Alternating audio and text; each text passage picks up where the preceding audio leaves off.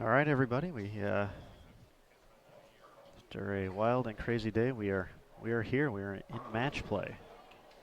We're down to the top 16 at the 2019 Junior Gold Championships presented by the brands of Ebonite International.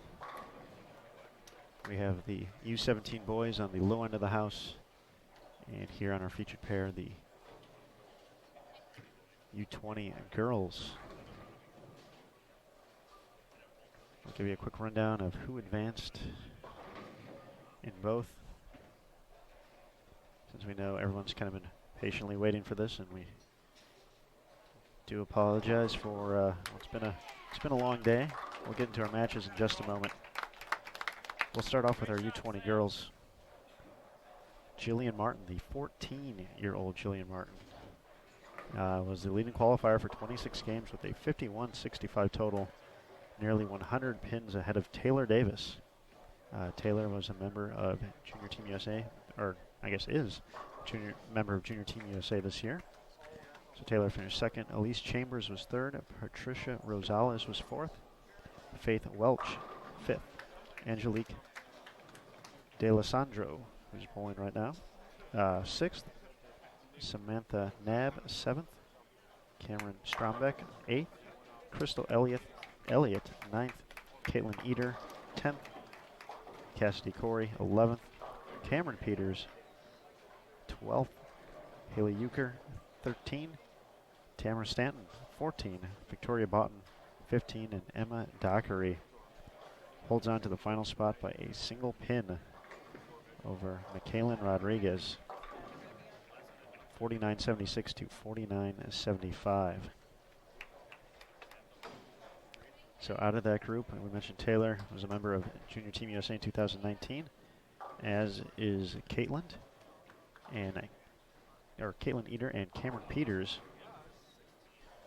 Caitlin was also the runner-up in U20.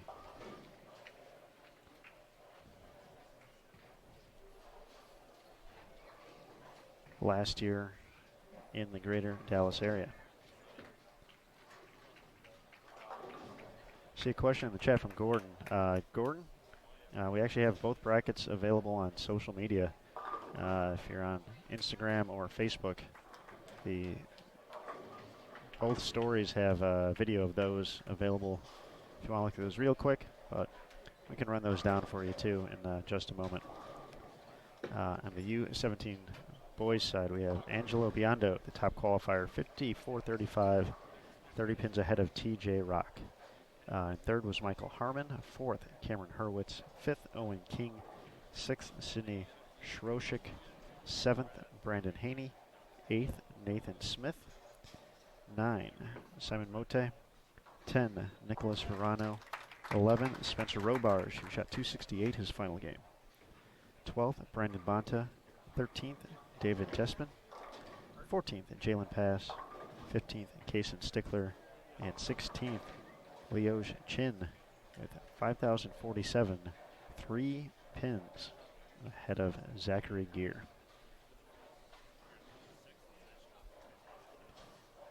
Our quick rundown of the bracket matchups. For the U20 girls, Jillian Martin taking on Emma Dockery. Got Strombeck against Elliott, Welch against Peters, Rosales against Euchre, Taylor Davis against Boughton, Knapp against Eder. You're watching that one right now. DeLisandro against Corey, also on the featured pair. And then Chambers against Stanton. Those are the U20 girls bracket matchups.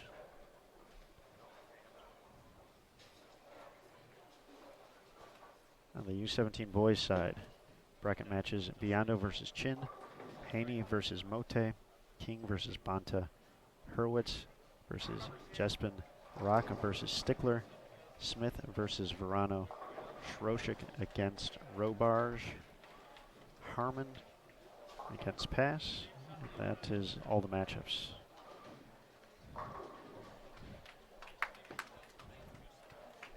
As we mentioned, we have our featured matches right in front of us here. Caitlin Eder looking for some redemption here in 2019, if you will. Bowled great in the title match against Julia Heron. It just wasn't enough. Made a late run that title match. Made some bold moves. But Caitlin's a young player we've actually seen quite a bit of over the course of the years. Or the first time I got to see her was here at Junior Gold back in 2014. She made a run at the U15 title. A longtime student of USBC Hall of Famer Lucy Sandlin. And now a member of the Louisiana Tech collegiate bowling program. Head coach Matt hanging out right behind me, keeping an eye on his player. Looking for another trip to CBS Sports Network. These are 2-game total pinfall matches. So we'll jot those down, give you the scenarios as we make our way through everything. For Samantha, we got to see her early on last round.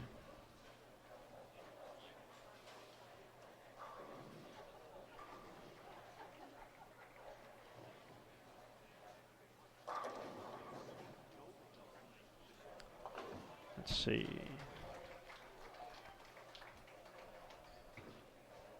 But that was the round before. She made a big move in the advancers round. Had a strong start and kind of kept it rolling from there. Standings were very close between 16th and 2nd place. There was only 100 pins. So 15 players within 100 pins tells you how crazy close it was on the U20 girls field. Jillian led by nearly 100 over Taylor.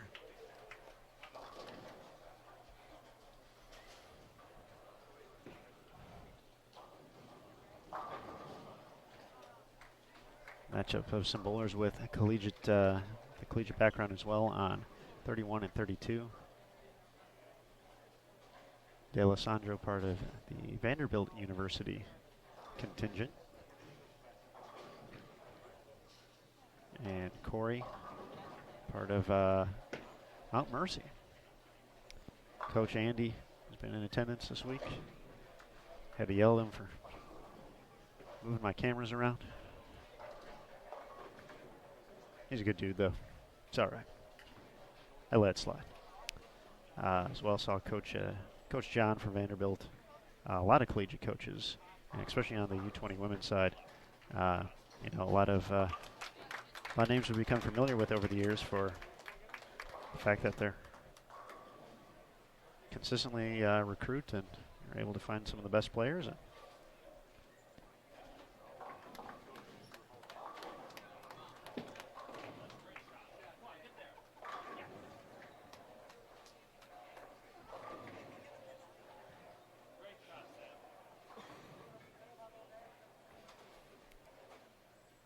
Looking to see, trying to find a little bit more about Samantha.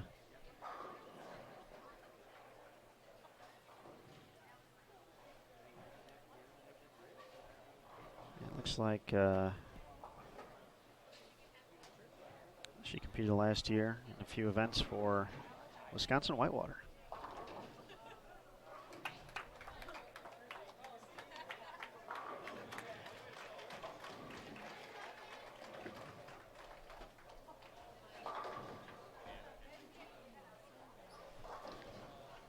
So we're kind of settling into our matches. Once again, our U17 boys matches available. If you're on a desktop or laptop, go below the video. You'll find all the channels there. You'll want U17B, MP. You also still have under 20 boys and under 17 girl, or excuse me, 20 and under boys, 17 and under girls.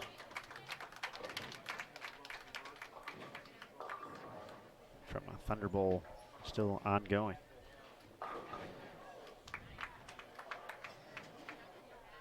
Well, folks, I can't type and talk at the same time, so I'll go ahead and stop talking and start typing.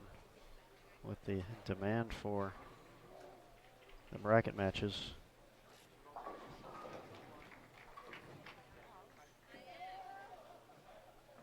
It's going to take a minute, though.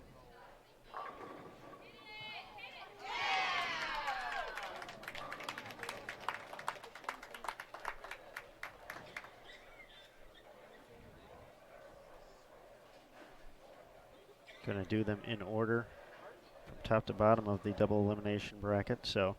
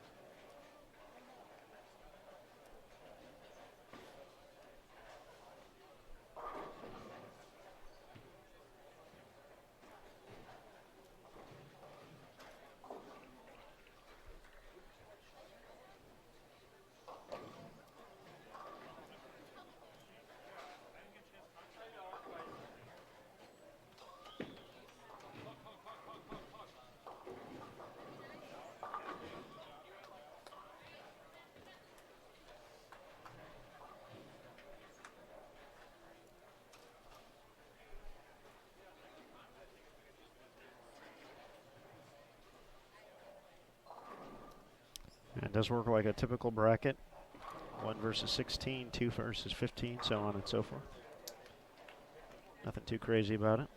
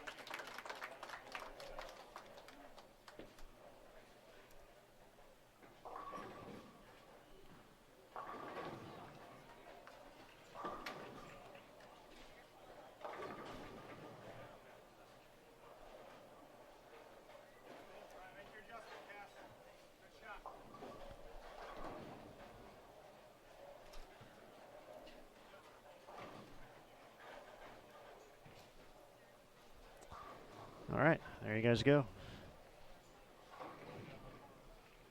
Double elimination, 2 games, total pinfall.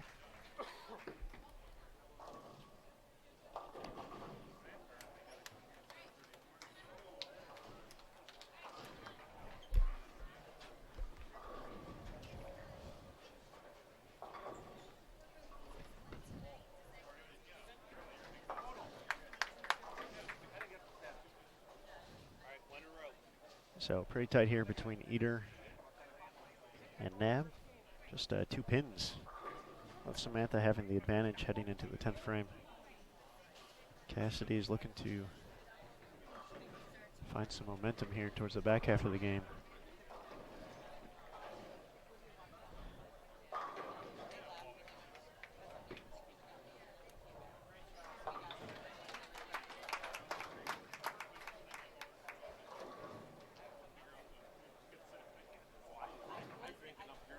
Angelique working on 3 strikes in a row. She can still max out 257 this game. Nice shot by Caitlin.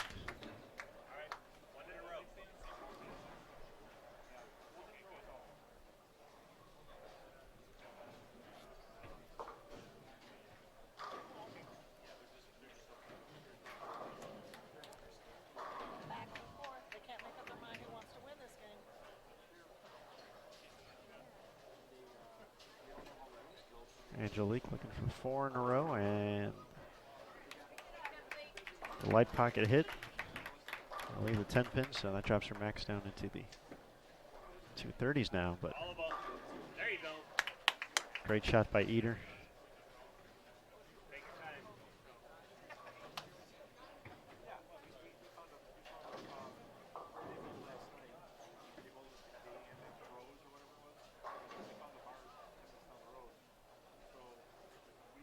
So for Caitlin, she has this experience in her back pocket, as we mentioned,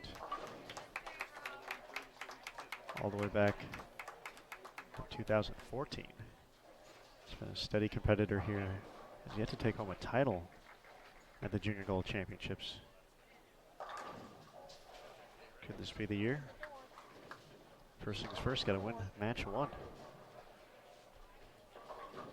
198 the final total. So Samantha will have to double, otherwise she will find herself down after game number one. Looking pretty close between Taylor Davis and Victoria Boughton. One pair to our left. Also pretty close between Tamara Stanton and Elise Chambers. One pair to our right. We're kind of grouped in 4 pair areas. So there's a few lanes between, so those are the ones within viewing distance.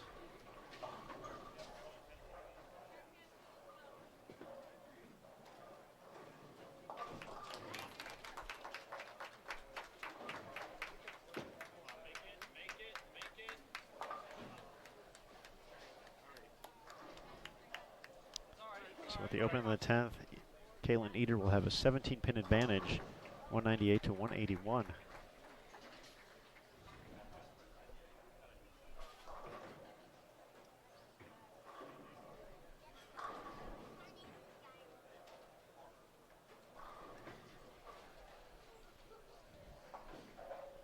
And an open in the 10th frame from Taylor Davis will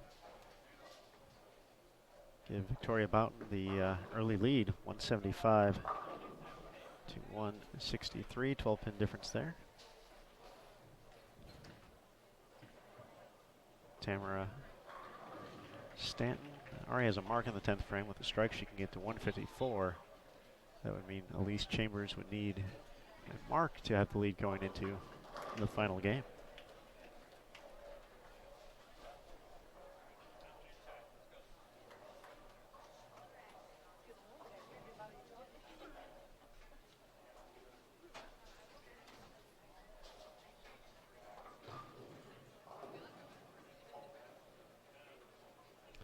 Donovan, great question. As far as the age requirement, the information I have received so far is literally just the name and the total pinfall. So if you say Elise is going to be well within age, then be part of the age eligible. Then yes, she was 3rd overall. I know Jillian Martin is, so her goal, that was her goal this week, so that's going to happen. She's only 14, so she's definitely of age, the age eligibility requirement area. So the only real question for sure is Taylor Davis. She was on the team this year. Not sure if she is still age eligible. I'm pretty sure Patricia Rosales will be age eligible to make the team, finishing at 4th. Faith Welch waiting at 5th.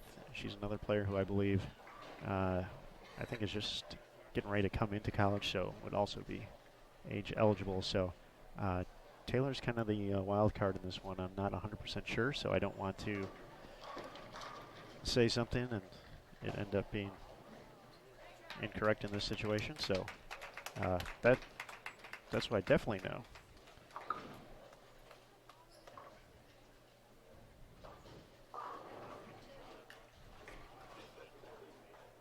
And Elise is leading by 7 pins over Tamara Stanton, 161 to 154. Cassidy Corey finishes with 175.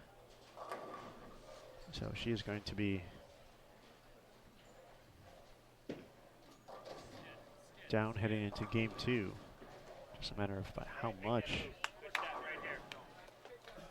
Angelique's making quality shots here, and now is kind of in the point to where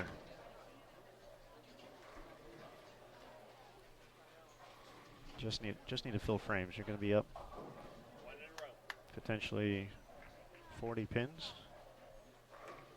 So your opponent really has been unable to strike so far. So until she starts proving she can do that, it's a fill the frame moment.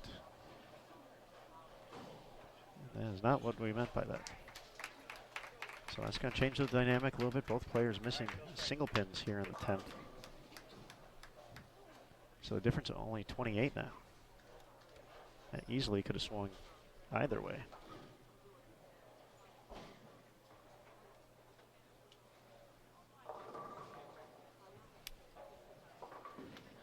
Just so you folks know, we are going to be having a giveaway item for you here on Bowl TV, so be on the lookout for that. Brandon Houghton, the giveaway guru, is excited. I don't know what he's giving away. He gave away a pretty cool signed Team USA jersey earlier today. So whether or not he's got another one stored up, perhaps part of his vintage Miami Dolphins collection. We'll have to wait and see.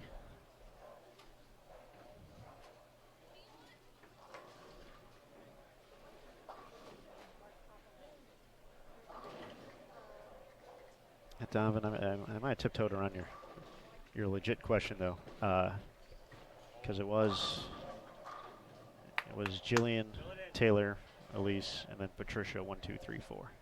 Just wanted to make sure that was out there.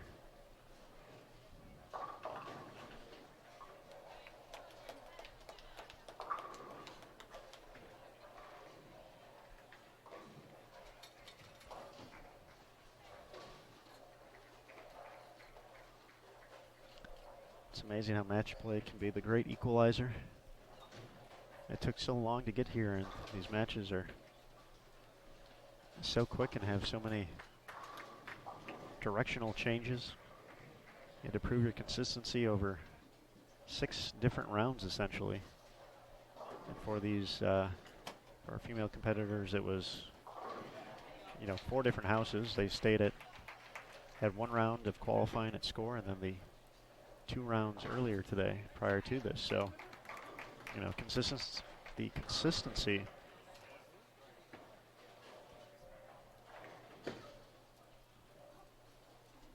across from that was imperative.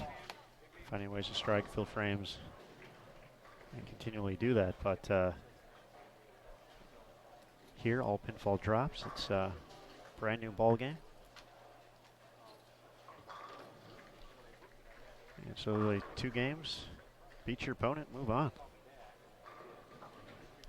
Marcia in the chat asked if the Survivor Tournament will be televised here at all. It will not be.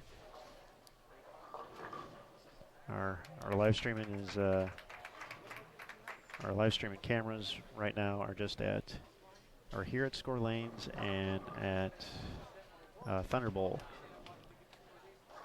So those are the only 2 spots left at the moment.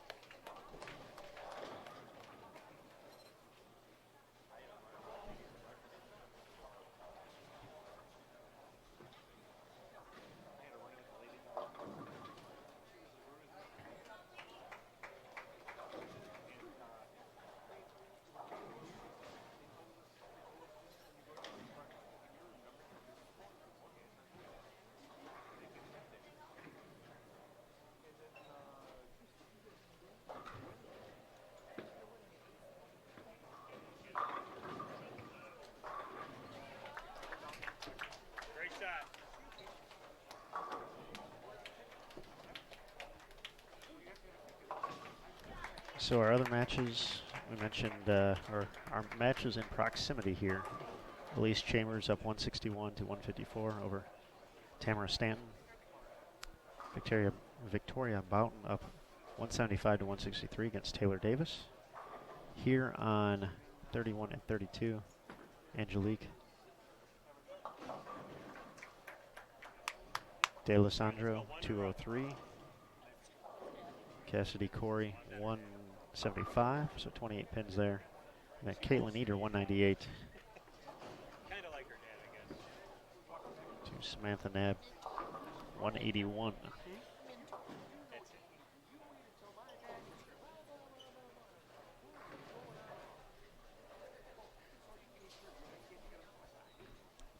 So some struggles off camera to the left for Victoria in her match against Taylor Davis. She has opened the first 4 frames.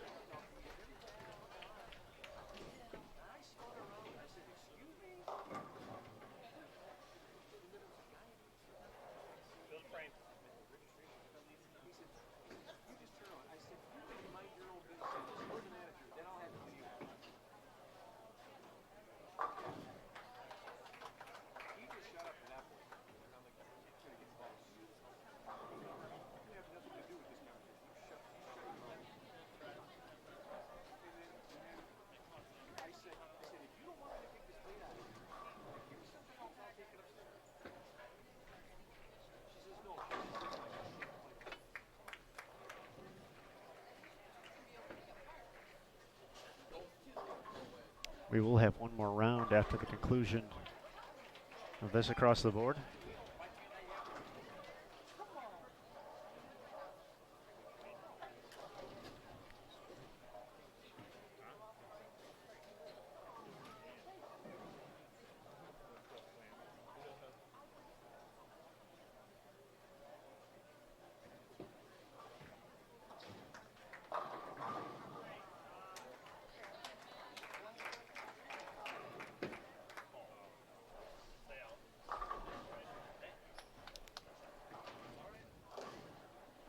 Victoria now 5 opens over on 27 and 28. That is because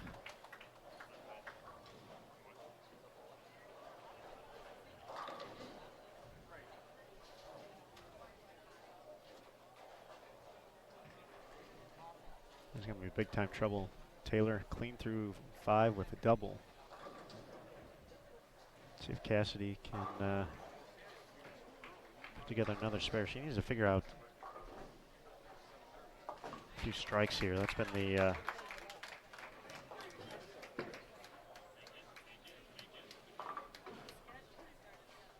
because right now Angelique is she had the open in the first, but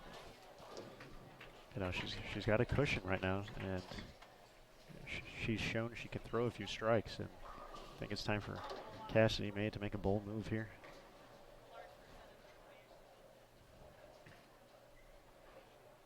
Marsha, that is awesome. Thank you for sharing that. That is very cool. Glad to hear about the great experience and all the fun. And we certainly hope to see him in Las Vegas next year.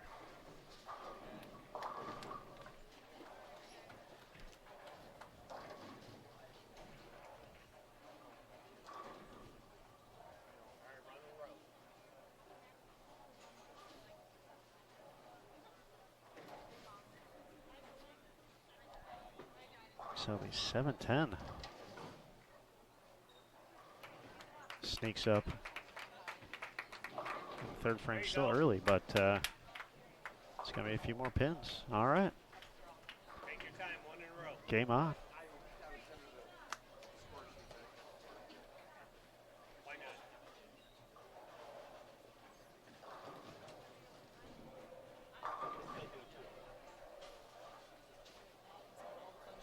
Change the look. She's done.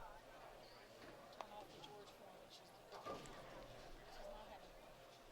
She just didn't do it right now. They're going to do another 2 matches after this. They're going to do some meetings.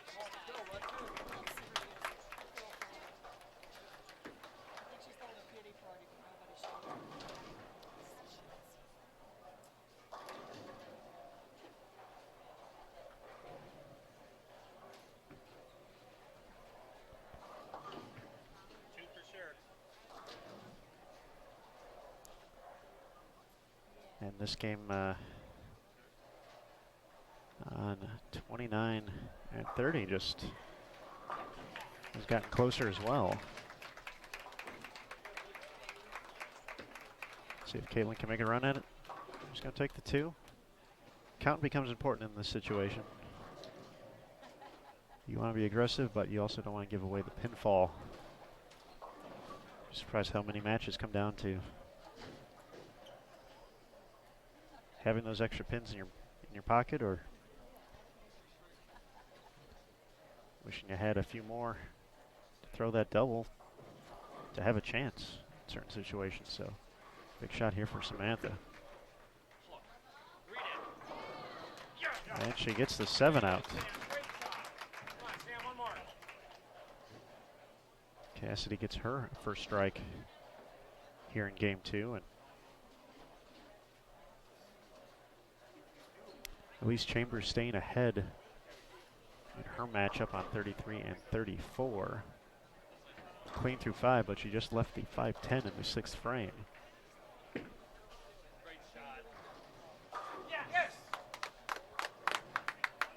Two great shots there from Samantha. That was some big time shots.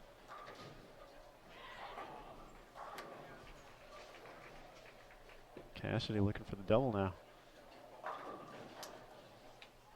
Good shot, gets it to the 1-3. She's made up 13 pins already.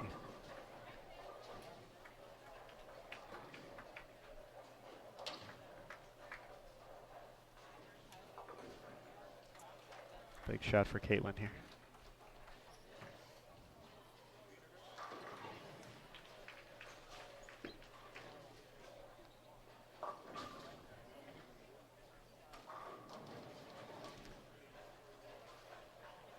The one thing that has been consistent here at Skore is that not a lot of forgiveness when you get the ball to the right.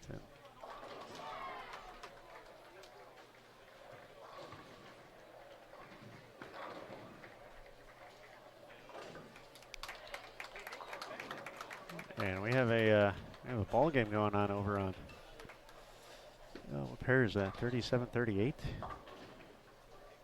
All I see is strikes between Patricia Rosales and Haley Euchre.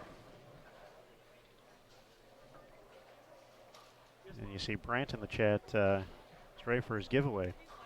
We may have to push Brant to start this sooner in case this excitement a few pairs to our right involves all the strikes. Nice shot there from Angelique. A double here will give her 10 pins back. There's a great shot from Caitlin. Good bounce back shot. She might need some help here. So folks, if you see the prompt on the screen, giveaway will begin soon. All that's going to happen is another prompt is going to show up. It's going to say submit entry. It's going to be a light blue color. It's very soothing on the eyes. And all you got to do is click on it, and then boom. You are submitted. Don't have to fill out any paperwork, nothing else. So I encourage you to do so. Big time double right there. Keep your opponent at bay. That was right off her hand, and that's been the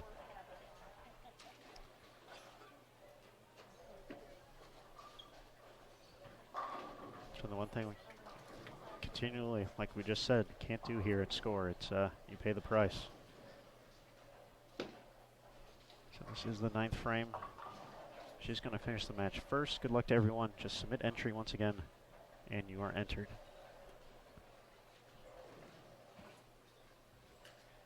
So let's see here. Caitlin can get to 193. She's up by 17. So that means 210. So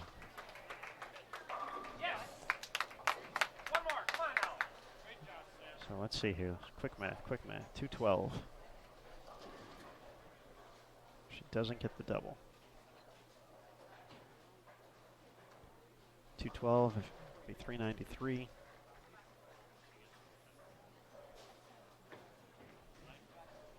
$391. So she just needs 9 pins here and 2 shots to shut out. All right. Still needs 9 pins here. So if you're Samantha, you find just about any way to hit the 3 running away here. A chop is always trouble with 3, 6, 10, and the cover will do it. That is going to give Samantha the win. Congratulations to at BBuck800 winning a cool jersey. There we go. Signed. So 212, 393 the official score for Samantha.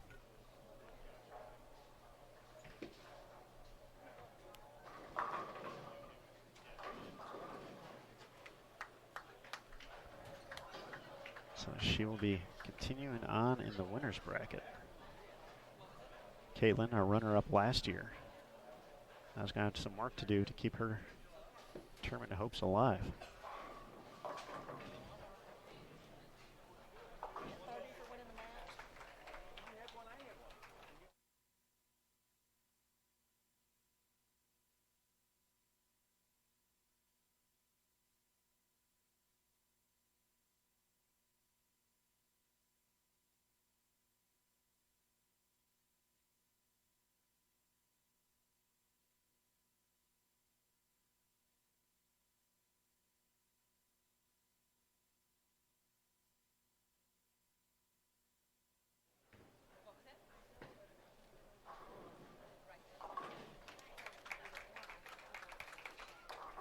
So Cassidy filling frames here, but she might need a little bit of help from Angelique.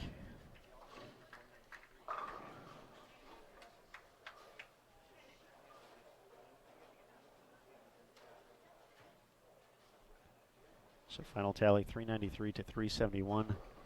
Samantha Nab over Caitlin Eder. Angelique looking for 3 in a row, and the washout sneaks in there.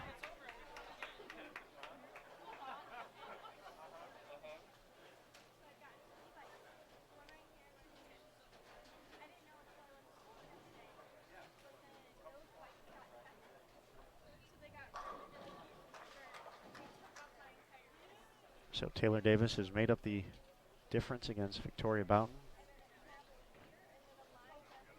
2019 Junior Team USA member and standout at Arkansas State is going to move on, and what a pickup right there. Well done.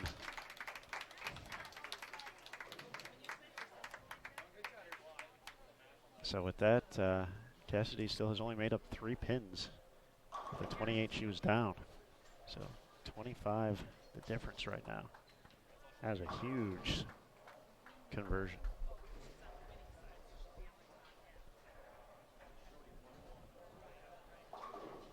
We're going to keep the cameras rolling as we prepare for our second round, which will then conclude today's competition. That looks left to target, and not the worst result for going crossing over the head pin there. These are self-makeable.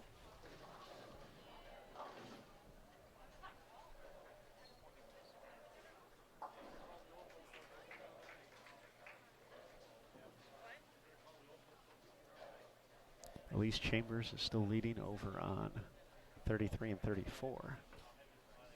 As they head into the 9th frame over there.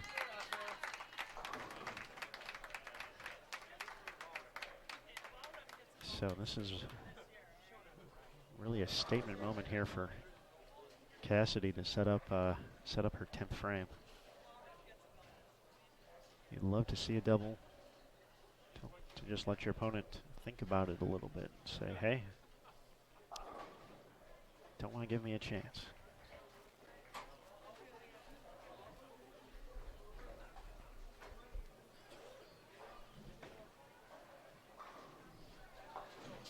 Elise Chambers remains ahead heading into her 10th frame. Pretty much any type of mark will be good, and that's a That's exactly what you want if you're Cassidy Corey. Cassidy Corey.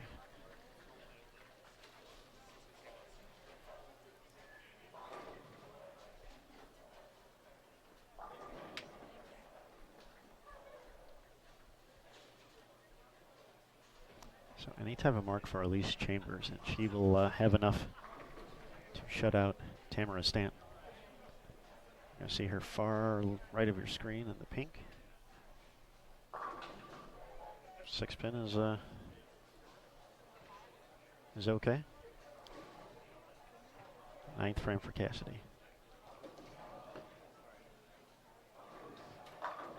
Oh.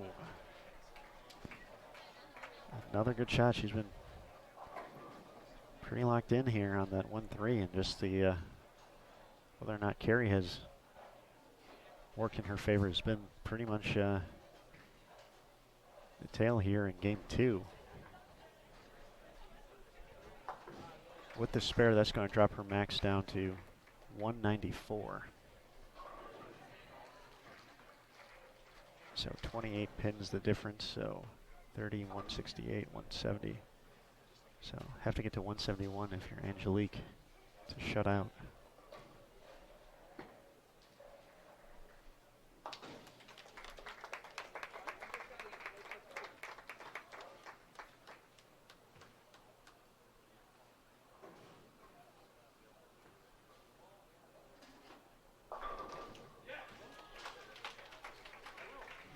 Elise Chambers will move on to the next round of the winner's bracket.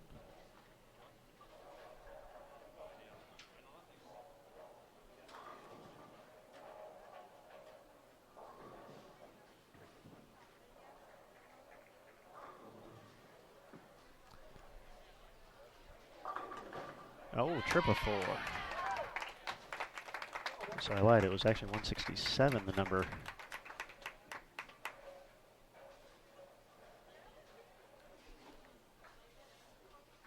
So 9 pins and 2 shots would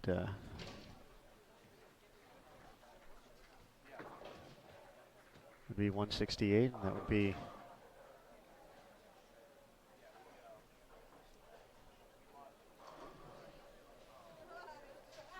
that would do the trick.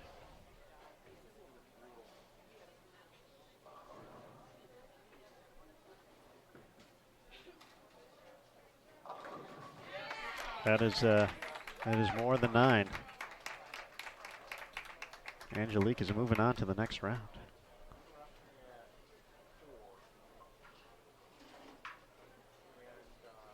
Gonna guess this is gonna be a pretty quick turnaround for the next round, based off of just everything that's happened today, and as soon as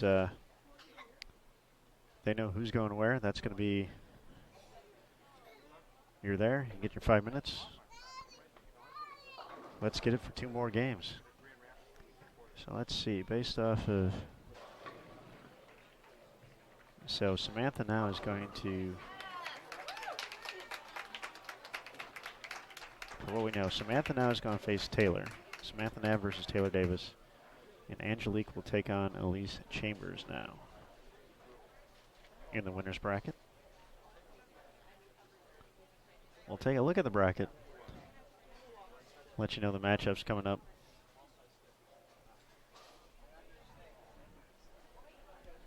After we finish up the end of all of our matches, our center lead, Tennille Milligan, will make the announcement.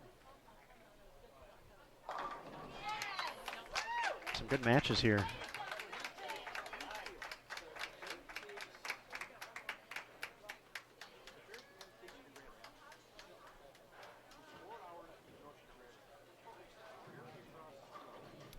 Amanda, we got 4 of them. They're split up, so we've been focused on the ones in front of us, but very, very shortly, I will get everyone a rundown on the bracket. Because from my vantage point at the moment, really can't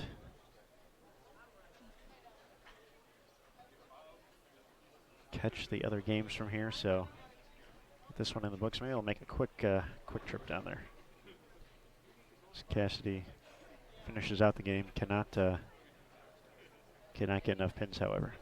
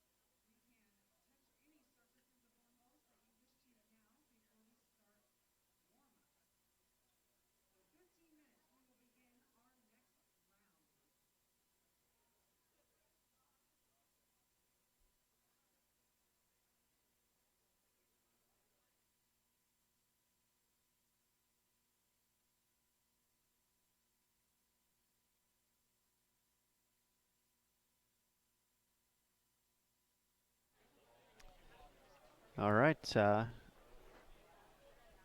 We've announced the end of this round, so we'll do some general housekeeping for you. Other players to win in the U20 girls division was Patricia Rosales, Faith Welch, Jillian Martin, and Cameron Strombeck.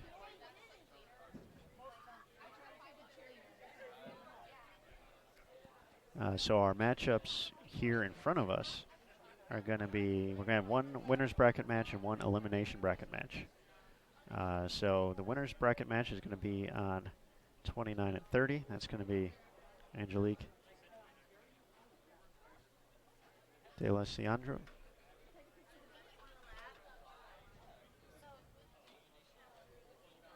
De La Sandro, there we go. Yeah, thought that was not how I wanted to say it. She'll be taking on Elise Chambers. And then our elimination bracket match on 31 and 32 is going to be Victoria Boughton against Caitlin Eater. So we'll get to see a few of these players one more time.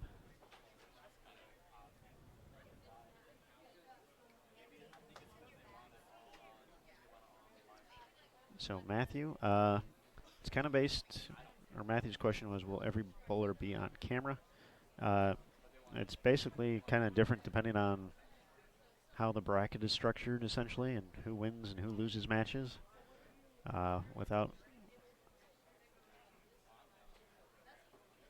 looking at too in depth, I cannot say for sure. Obviously, we're going to have a few people eliminated after this round, and their tournament will come to a close this evening. So they will, if they didn't hit the pair within these two games, we won't see them anymore this event. So the odds of seeing everyone, probably not very likely. Just in general, based off of what we usually see. But stranger things have happened.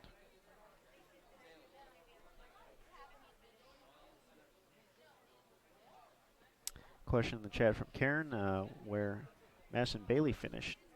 And it appears Madison finished in 32nd place, 48-41. She was 135 pins out of the top 16. So with that information, basically we got a 15-minute window now. So it's 9:51. That was probably announced a few minutes ago. So I would suspect we're going to be practicing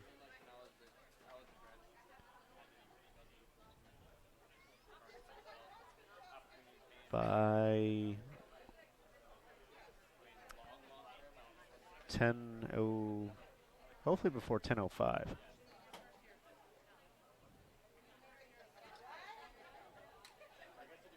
Hopefully we're already practicing by then, maybe even getting the matches started. So that's and that's Eastern time. Matthew, for the matches we have coming up, we kind of ran those down already. We have Angelique De La Sandro and Elise Chambers on 29 and 30 in a winner's bracket match. And Victoria Boughton and Caitlin Eater on 31 and 32 in an elimination bracket match. So that's who's coming up next here in this next and final round of the day. We're going to be back on the lanes tomorrow. What time are we going to be back on the lanes tomorrow? 7:30 a.m. to continue match play. So this will be the final round. Arguably, we probably should have been done, but we had some interesting things pop up throughout the course of the day, and we do apologize for any inconveniences. But we're 2 games away across the board from being all set to go one more time. So for right now, everyone hang tight. We'll be back within about, see, I've already chatted enough to make it like 8-9 minutes away now. So it's going to be here before you know it. But that's who's coming up next based off of what we had in the bracket. So that's where the competitors have made their way to. So that's what's coming up in front of us. So that's all I got for right now. So we're going to take a quick break. Looks like we may have to adjust the camera real quick over on our U17 boys, a featured pair over on 17 through 20. So going to go run over there real quick. But once again, at this point, I'd say probably 10 minutes or less, we are starting, getting some practice in, and into our final matches. So hang tight. We'll be right back here on Bowl TV for the second round of match play as we say goodbye to our first group of competitors. So after today, only 12 players will remain in the field here in the U20 girls and U17 boys from Skore Lanes.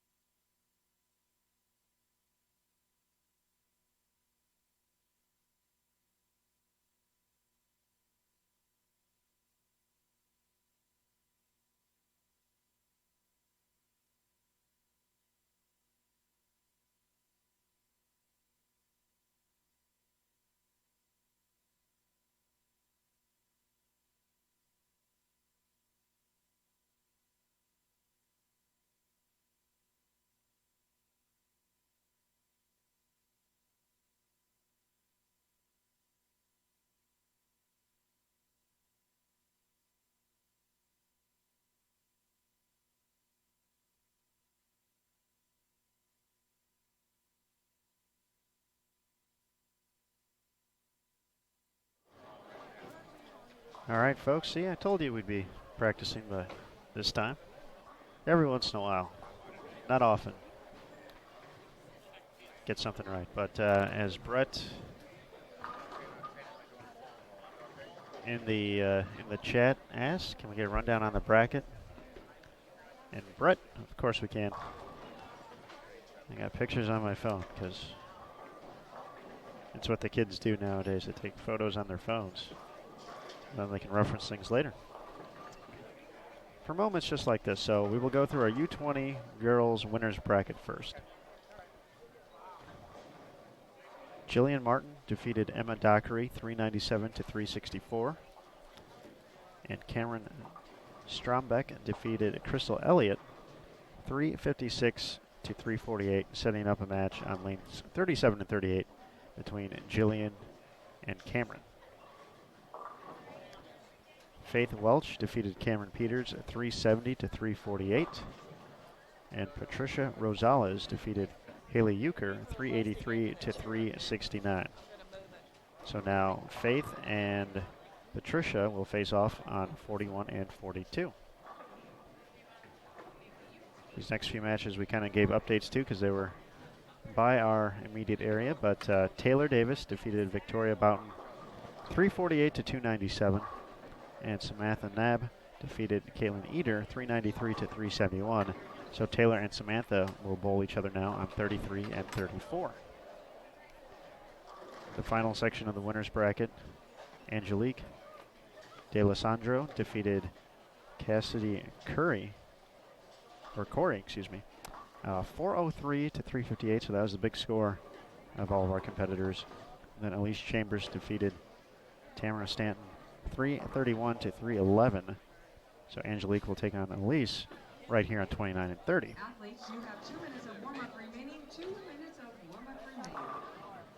So with that all being said, we'll take a quick look at the elimination bracket. So now Emma Dockery will take on Crystal Elliott on 39 and 40. Cameron Peters will take on Haley Euchre on 43 and 44. And Victoria and Caitlin right here on 31 and 32. And then Cassidy and Tamara, on 27 and 28. So that is the U20 girls bracket broken down. Let's see, for the U17 boys, since that's also taking place here at Skore Lanes, you can watch those matchups as well. Angelo Biondo, 394 to 360 over Leo Chin.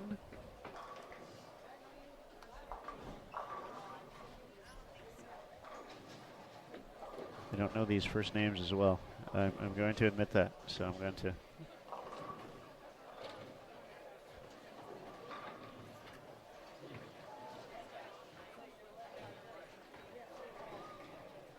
I'll look them up to make sure I'm representing these young men the right way. All right. Simon Mote defeated Brandon Haney 379 to 346. So Simon and Angelo are going to bowl on 11 and 12. Owen King fell to Brandon Bonta 406 to 270. Cameron Hurwitz defeated David Jespin 394 to 346. So now Brandon Bonta will take on Cameron Hurwitz on 7 and 8. Kaysen Stickler defeated TJ Rock 388 to 368.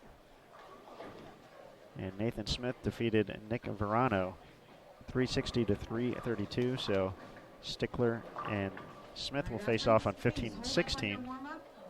Hold up on your warm-up. No more deliveries at this time. Oh, close match here. Sydney Schroeschick defeats Spencer Robarge by a pin, 393 to 392. Jalen Paz defeats Michael Harmon Jr., 360 to 336. So Jalen will take on Sydney on 19 and 20. That's one of our featured pairs. And in the elimination bracket, we have Chin versus Haney on 9 and 10. King versus Jespin or Jepson, excuse me, on 5 and 6. Rock versus Verano on 17 and 18. That's featured. And then Robarge against Harmon at 21 and 22. So that's every match that we have in this building.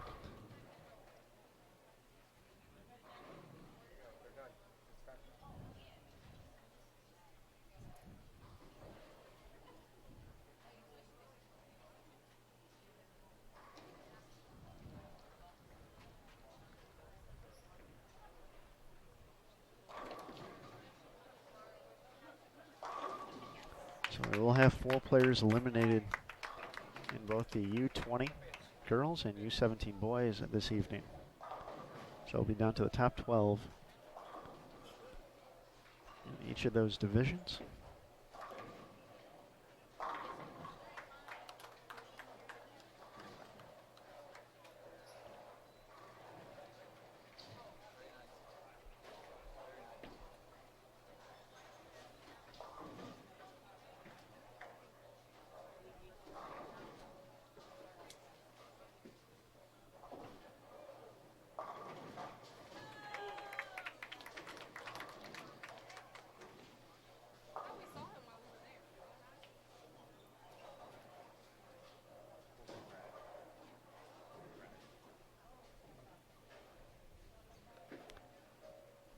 Question in the chat from Andrew.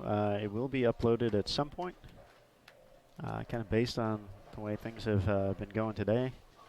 I don't know if it'll be anytime soon. We did have a first glimpse of the bracket, though. If you follow U.S. Bowling Congress on Instagram, we shared it in our story. It was also in the Facebook story of the Sport of Bowling USBC, just to kind of take a look at those matches. But we'll give you the full rundown of times and such for tomorrow as well.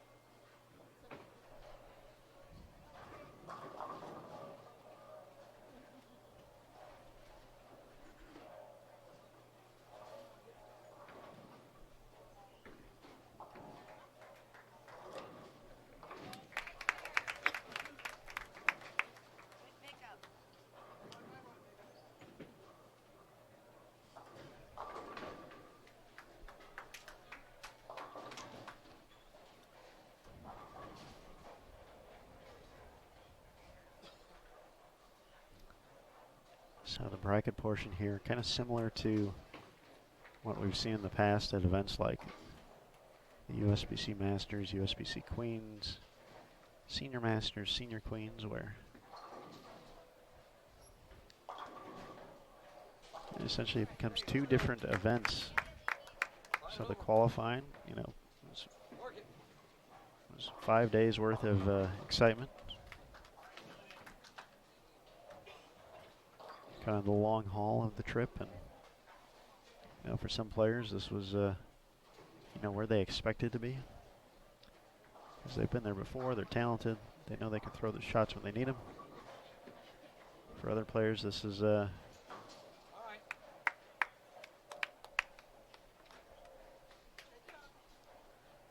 know, this might be the first time making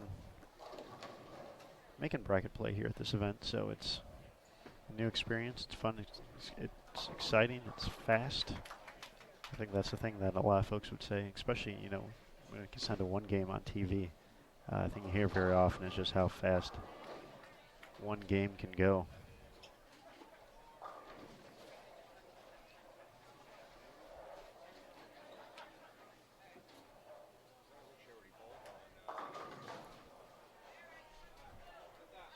So, mentioned collegiate programs involved with everything here, and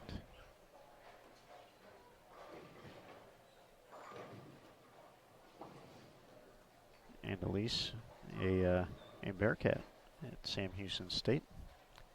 She's got her coach Brad Hagan and a few of her teammates sitting and watching by. And then Tori Boughton, I believe, is Sacred Heart, I want to say. I'm like 95% sure, but I'm going to look it up because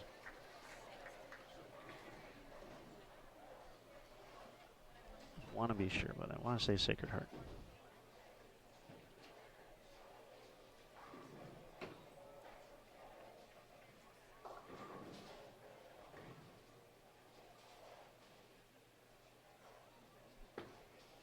Yep, Sacred Heart. So well represented in the collegiate world right in front of us, and all those programs are NCAA affiliated. So once again, speaking to the strength, the continued strength of NCAA play.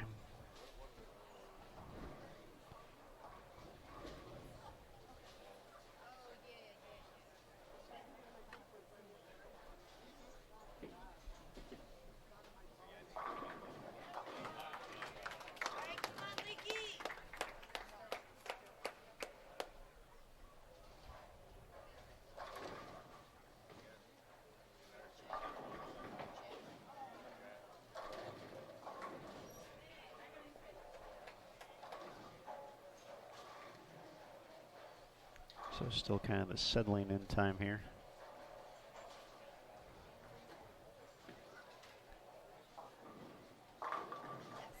It's great to get off to a fast start.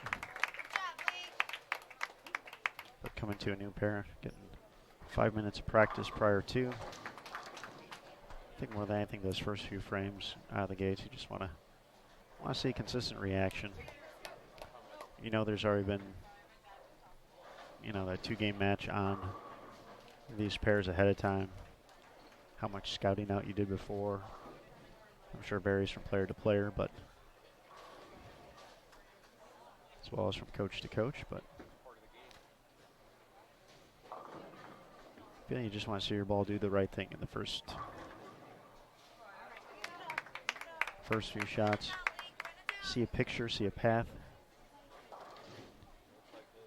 and from there you can make your small adjustments instead of having to try and figure out where it's at.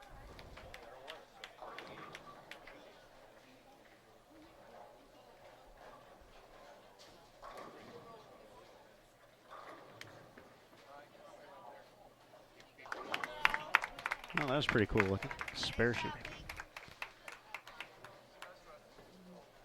So nothing on the screen in front of us, and then 2 players going up at the same time, shooting at spares, both making them.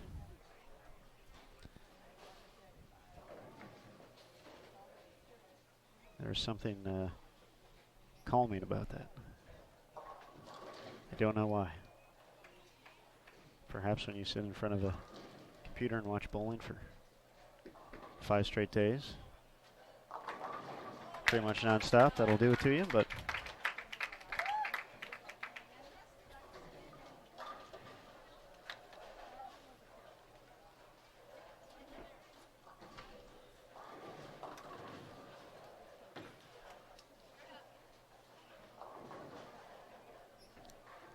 right now the only match that's really started to show kind of a player taking the early lead is over on 33 and 34, Taylor Davis. He's going to be up about 20 pins early.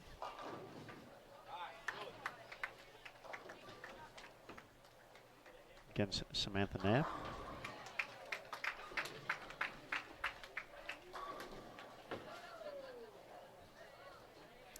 It's pretty cool to imagine that one of these 16 players in front of us, and of course, not to forget the U17 boys as well. And there are 16 players on the lanes right now that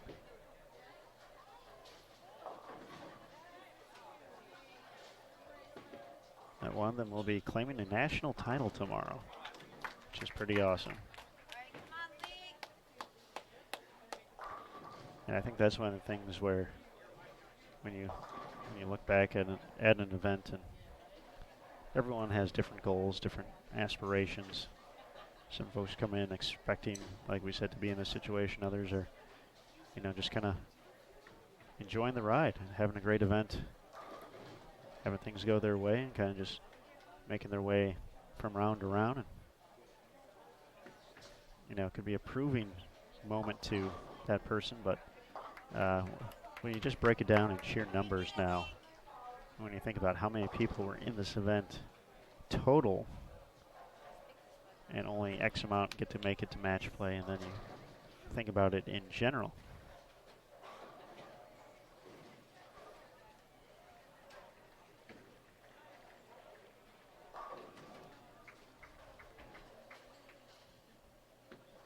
That is quite an accomplishment just to make match play here. Is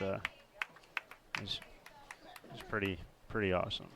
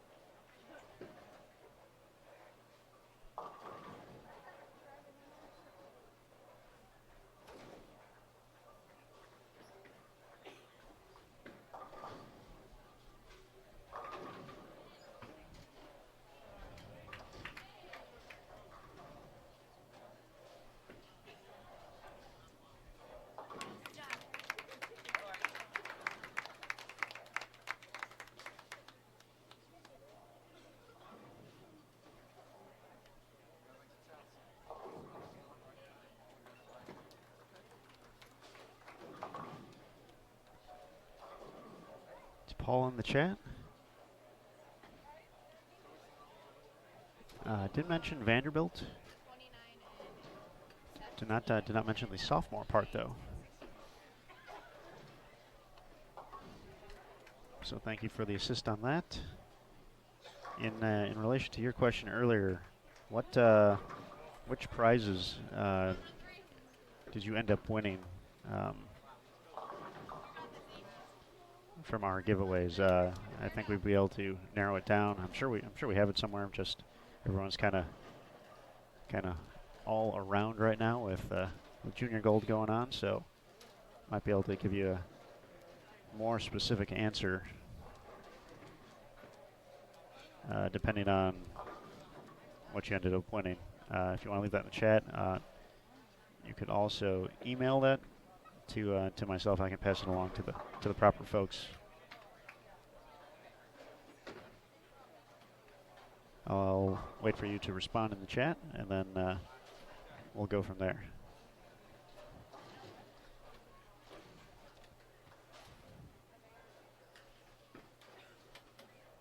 Cassidy Corey has created some distance as well here in game one now against Tamara Stanton.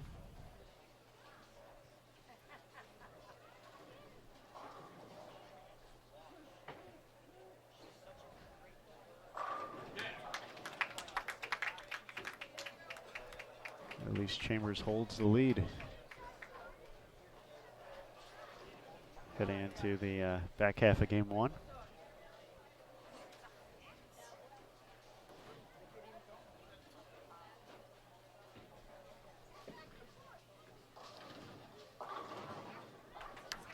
As does Caitlin Eder.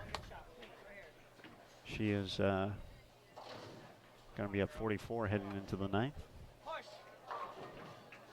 Yeah, oh, that's a second 7-10. She had one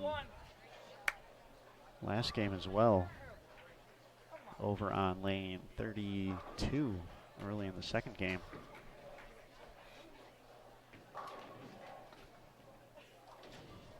Kind of different tone for this one, though.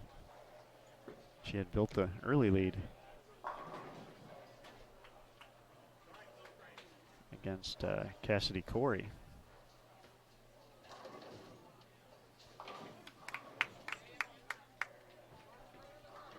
That one hurt since she was already down here in game one. And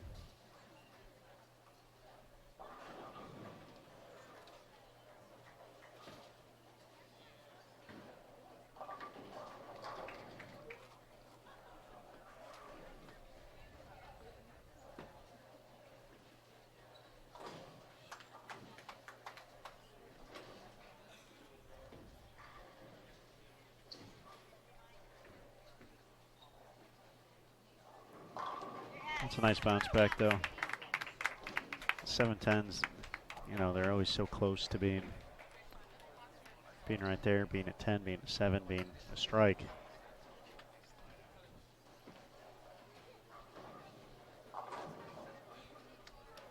You just want to go in there, say, hey, you know, even though that happens, I'm still close. You know, it's not a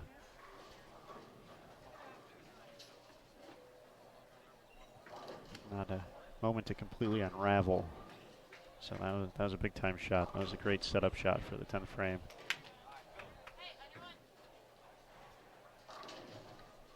She can go back to that particular lane, find some redemption here in the 10th, and kind of set things up for game 2.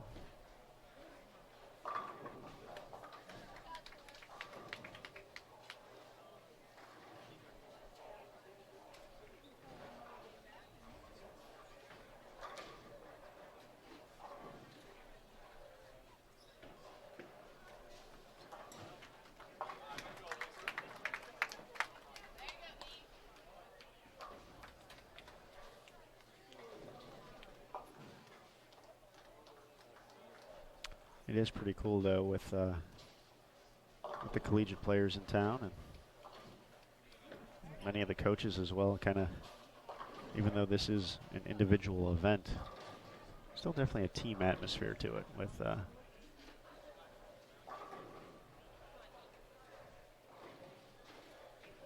so many collegiate players, up and coming collegiate players, and you know, talking to some coaches. I think Matt with Louisiana Tech said he had 7 players in the field this week, and I thought it was interesting. Like, you know, obviously he wants them to do well, and he's there to help, but you know, he kind of leaned on his players to kind of go out there and figure things out, kind of on their own, kind of have a game plan that way, and work together as a team. 7 of them ended up on the same squad, he said. And they had one incoming player on a different squad. So I thought that was pretty interesting that he kind of put it up to the teammates to, you know, work together in this situation.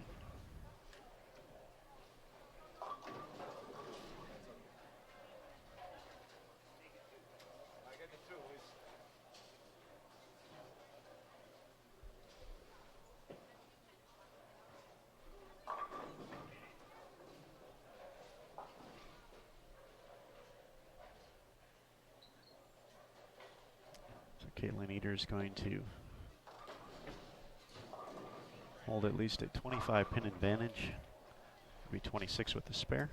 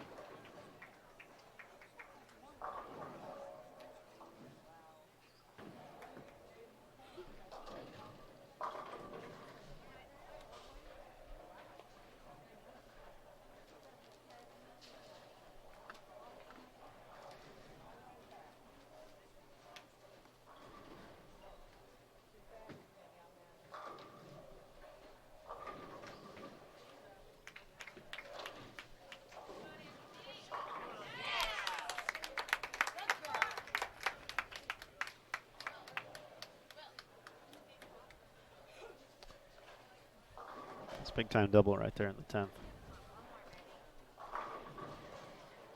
She did not let that 7-10 define this game or take the win out of the sails.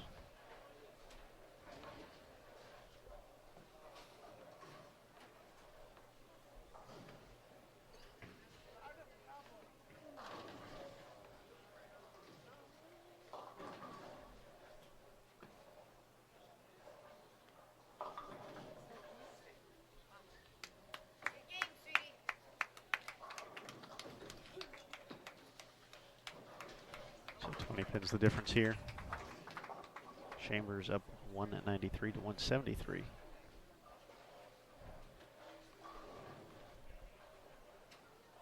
Taylor Davis up 15 against Samantha Nebb. 180 to 165.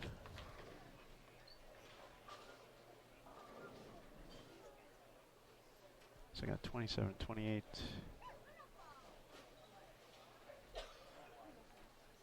In their 10th frame as we start game number 2. Once again, we also have the U17 boys on one of our other channels available for all you good folks.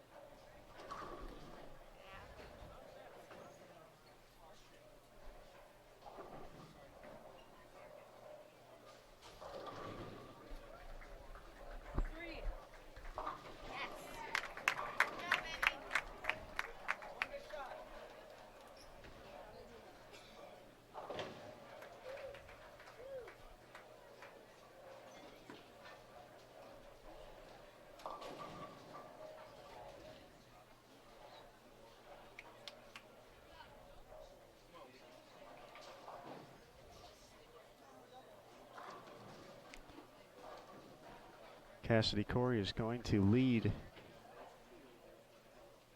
That's Tamara Stanton. Just a matter of final score. It looks like Cassidy is doesn't like the field right now in her spare ball, so she was actually up on the approach ready to shoot a spare. But she stepped off and went to her tape tool to readjust.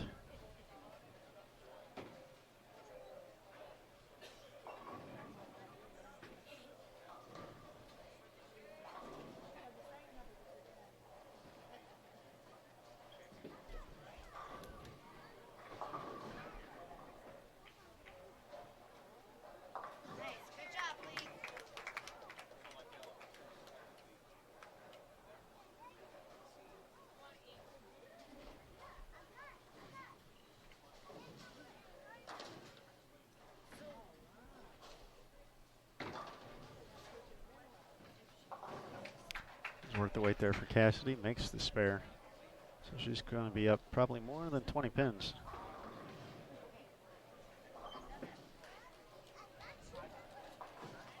Heading into game 2.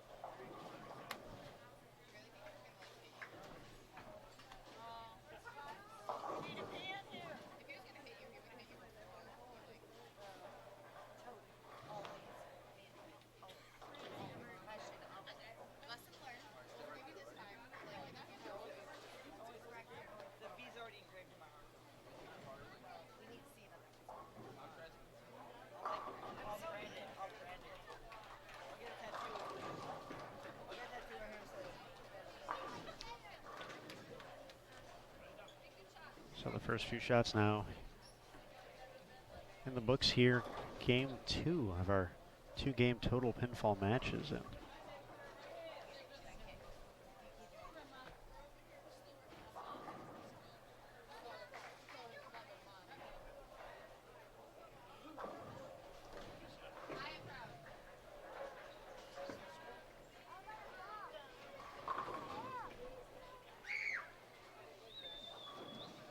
We're only having a tournament going on here, and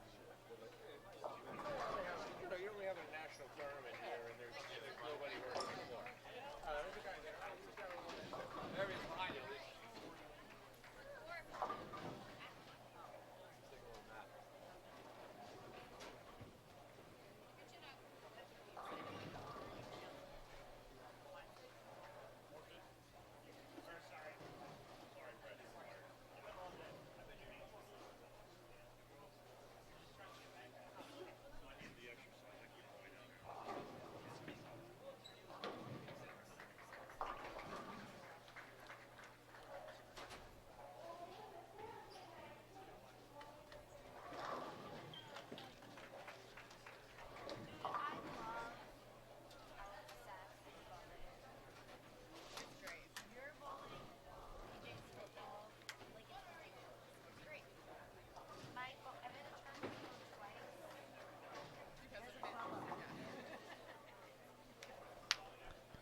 Alexander, while we wait to get this pin set, I'd be more than happy to tell you the bracket again. It was funny when he was like, so how's she doing? And we were in the second. There's going to be a test afterwards, so you have to have your pencil ready. He was like, keep me updated. And then 2 minutes later, how's she doing? Actually, there's not a test, I lied. Just want to make sure you're ready to go. Yeah, cat.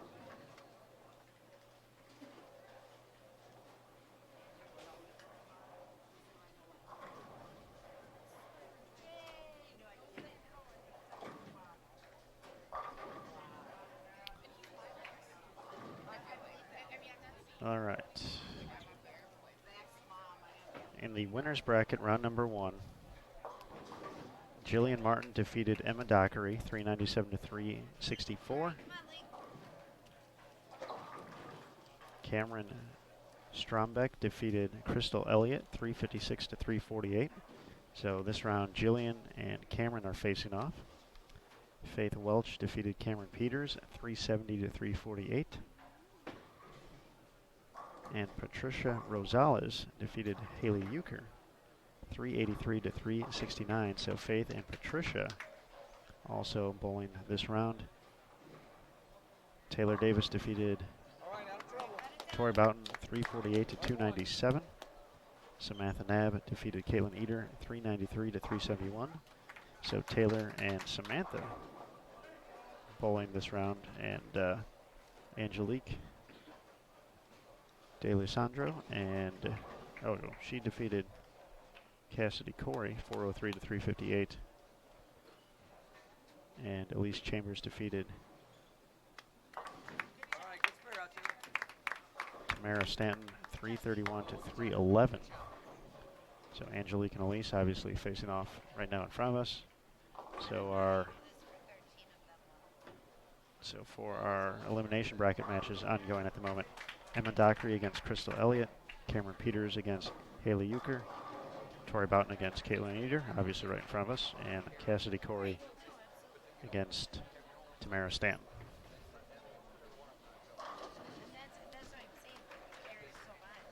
Paul, if you check in the chat, you can see you got Brant on the case.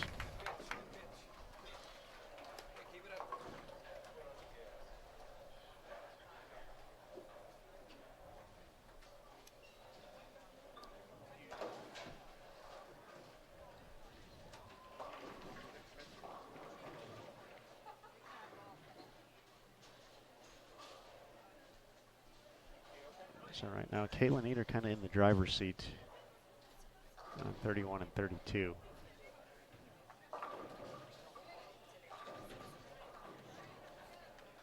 Angelique has made up a few pins here. She's made up 11 pins. She was down by 20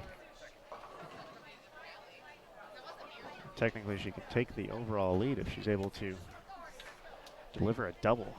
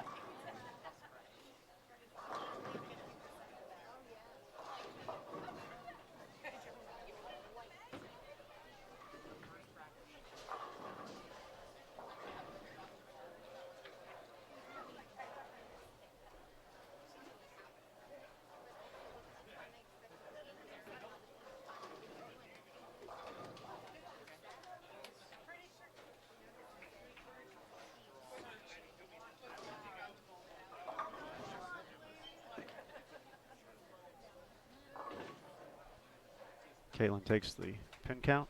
Always crucial in this. Once again, she just needs to get a fill a few frames here. She was already up by 26 heading into this match.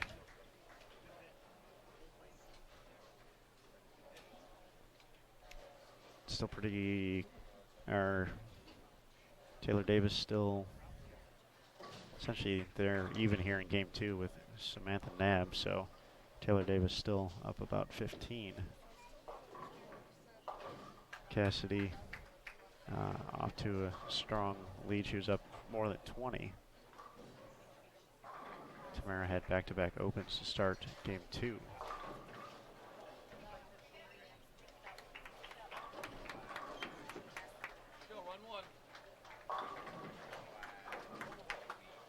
Caitlin splitting the 8-9 there. Great shot. Let's get in the driver's seat of this match. Just has to get to the finish line now.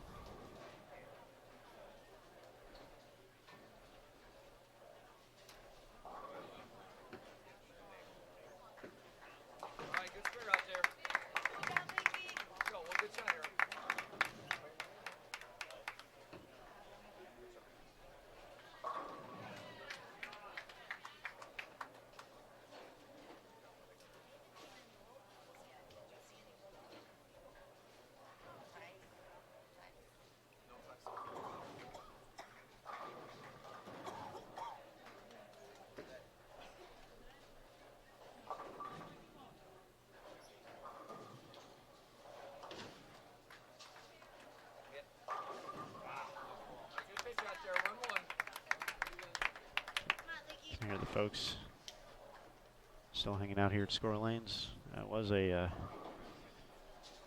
great shot. Rings a 10 for Angelique.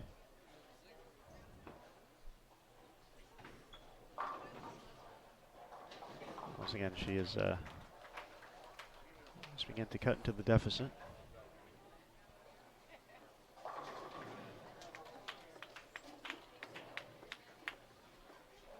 This has been a long day for these competitors. This is game 16 of competition.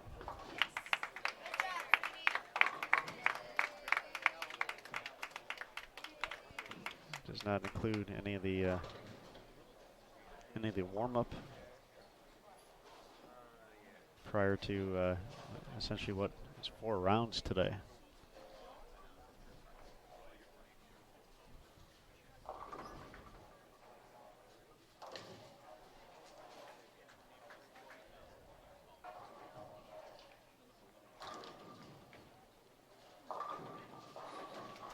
Elise catches the hit there.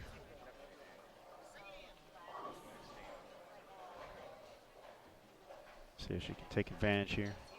Just saw both players on lane 30 go go through the nose. So we'll see if there's another move coming up from that. Taylor Davis right now doing what she needs to do, staying ahead. Nice cover, Caitlin Eder. 2-4-10.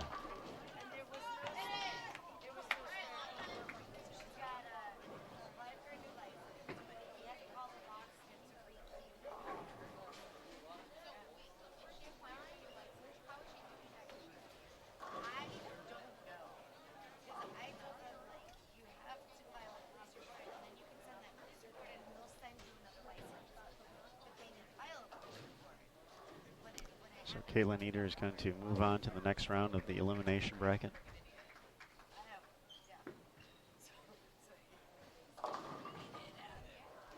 This game is mathematically in the books. But for Tori, a top 16 finish here, 2019 Junior Gold Championships, presented by the brands of Ebonite International.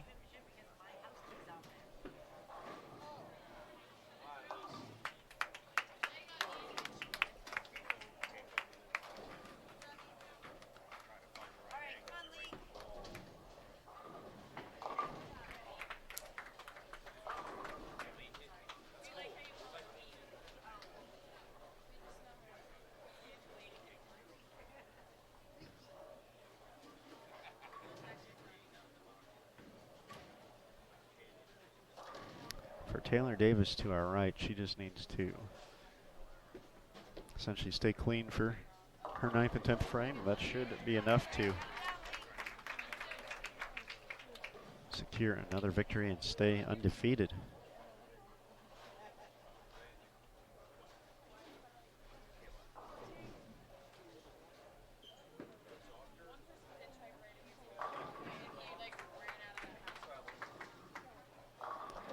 .373 will be a winner. Caitlin Eder moving on. She'll be back on the lanes tomorrow morning.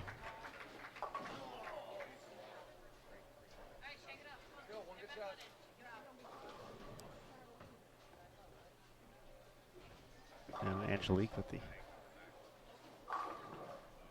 chop now. Now may need to find a double in here to apply any type of pressure. Cassidy Corey finding 3 in a row in frames 4, 5, and 6. She's starting to create some distance as well. Taylor Davis got the strike in the 9th and then left the 10 pin. There's a great shot.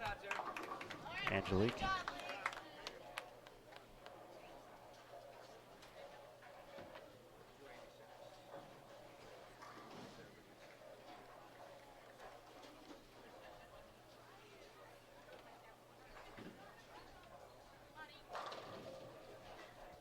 So for Taylor, she's got a 10 pin.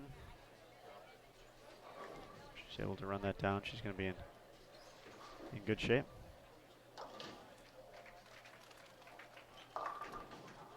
This lane continues to cause some trouble for both competitors. And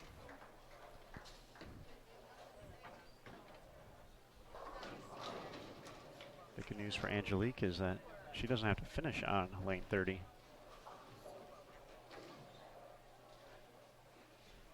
She gets to finish on 29.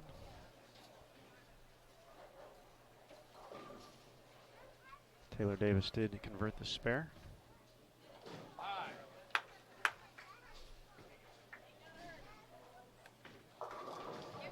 She finishes with 170 after 180, so 350 will be enough. So Taylor Davis is going to go 2-0 today. Samantha is going to move on to the elimination bracket.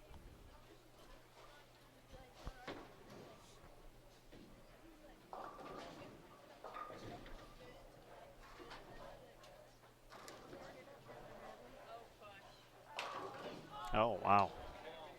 Great shot there. Stuff an 8-pin. My goodness. It's too late at night for folks to be stuffing 8-pins.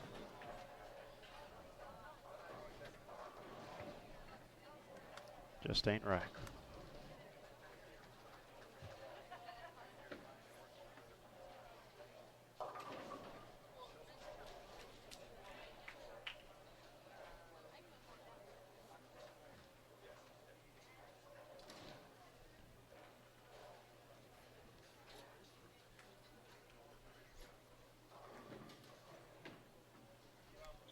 No problem on the spare here, so what is the move here on lane 30?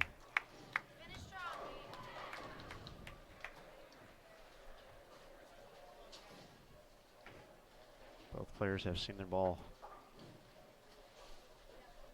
read early and go through the nose here on lane 30.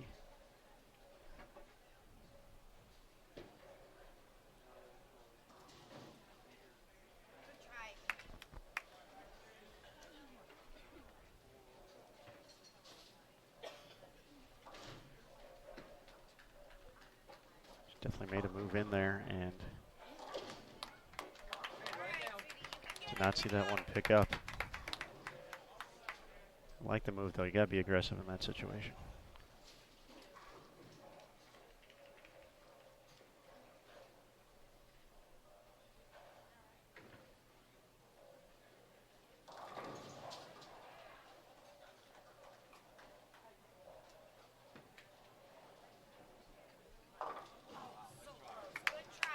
All right, one good shot here.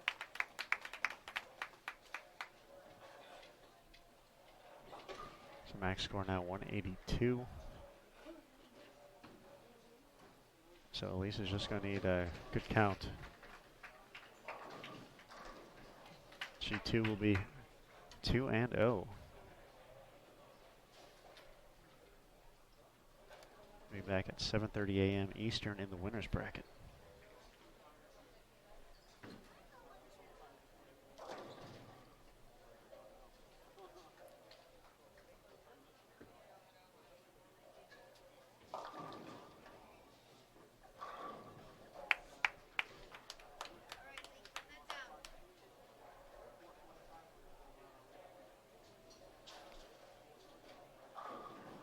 So this one mathematically in the books, just a matter of final score. I'd say that about, well, not quite yet, but pretty close between. Let's see, what can we get to here?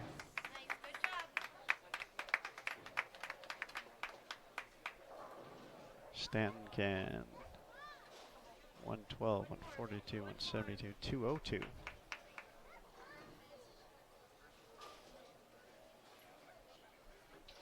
So pretty much needs to strike out to put any pressure on Cassidy Corey.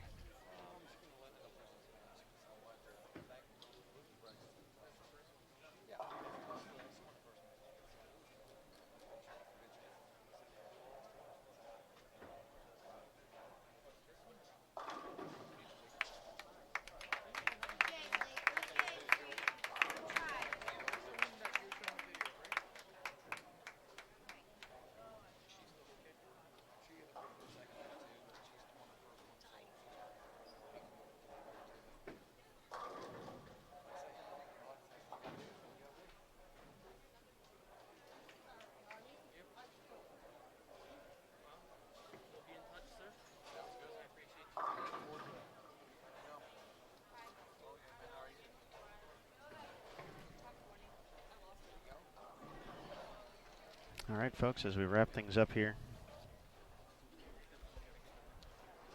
just a reminder of tomorrow's festivities. We'll be back here 7:30 a.m. Eastern.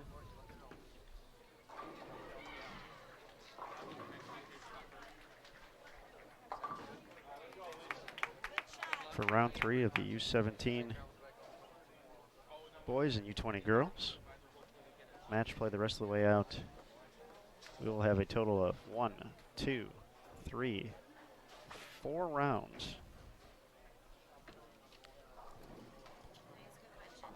4 rounds. last one starting at 11 a.m. So approximately, if everything goes as planned, we'll be done probably before noon.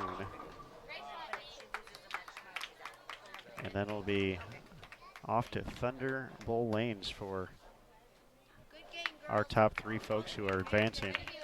The U17 show will be taped at 2 o'clock, the U20 show at 5, the U15 show at 8. 376 to 344, Elise Chambers stays undefeated by defeating Angelique D'Alessandro.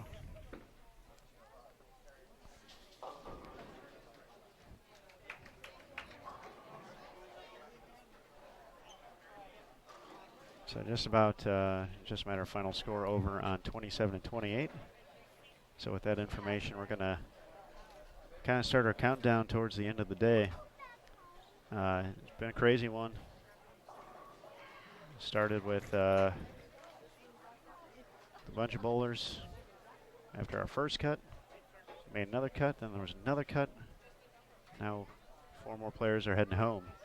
But for now, it's been a long day. I know for these players, they're ready for some rest before they have to be back here. Not gonna lie, I feel the same way.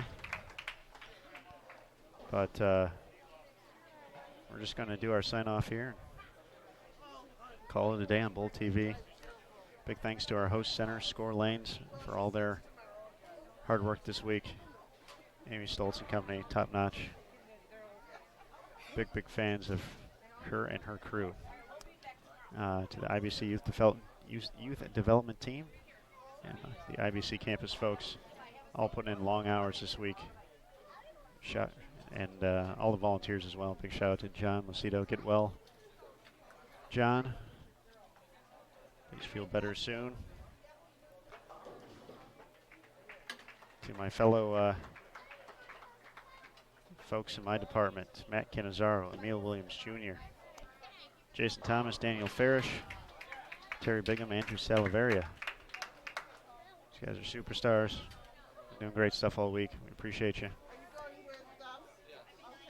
Kegel, the official lane maintenance provider. Junior Gold, Logo Infusion, the official jersey of Junior Gold, and of course, our presenting sponsor, the Brands of Ebonite International. Thank you all for your continued support to help build a future for the sport. My name's Aaron Smith with USBC Communications. Thank you again for joining us here on Bowl TV. Bowling Lives Here. I can't forget my guy, Brant Houghton.